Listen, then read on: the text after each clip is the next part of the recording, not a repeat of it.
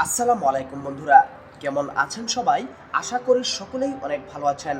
তো বন্ধুরা, শামের বিজয়ে আমাদের উৎফুল্ল ভাইরা শামের অলিগলিতে বিজয় মিছিলে সামিল হতে পারায় আফসোস করছেন। মুজাহিদিনদের বিজয়ে আমরা প্রফুল্ল হই, কিন্তু নিজেদেরকে বিজয়ের জন্য প্রস্তুত করতে আমাদের কত অনীহা।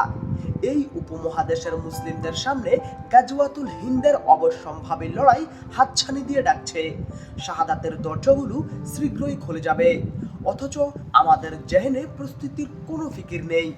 আমরা কি চাই না শামের বিজয়ের এই সিলসিলাকে বাংলার ভূমিতেও টেনে নিয়ে আসতে? সাইরি তাগুত বাশার আল আসাদের বিরুদ্ধে যারা বিদ্রোহ করেছে তারা সবাই শরিয়াহ কামিনা। তাদের মধ্যে অনেকেই স্বৈরাচারী বাশারের জুলুমের বিরুদ্ধে প্রতিবাদ করতেই যুদ্ধ করেছে। তাদের অনেকেই জুলুমের একনায়কতন্ত্রের পতন ঘটিয়ে সমতার ভিত্তিতে গণতান্ত্রিক শাসন ব্যবস্থা প্রতিষ্ঠা করতে চায়।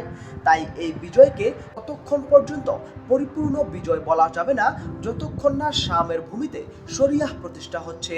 আর রাসূলে আরবি সাল্লাল্লাহু আলাইহি ওয়াসাল্লামের ভবিষ্যৎবাণী অনুযায়ী কিয়ামতের পূর্বে অবশ্যই শামের ভূমিতে আল্লাহর দ্বীন প্রতিষ্ঠা হবে। সিরিয়াতে নুসাইরি বাসারের পতন হওয়া মানে এই অঞ্চলে ইরানি শিয়া ও রাশিয়ার প্রভাব কমে যাওয়া। হিজবুল্লাহ লেবাননের পাশাপাশি সিরিয়ার ভূমি ব্যবহার করেই জারজ রাষ্ট্র ইসরায়েলের বিরুদ্ধে যুদ্ধ করত।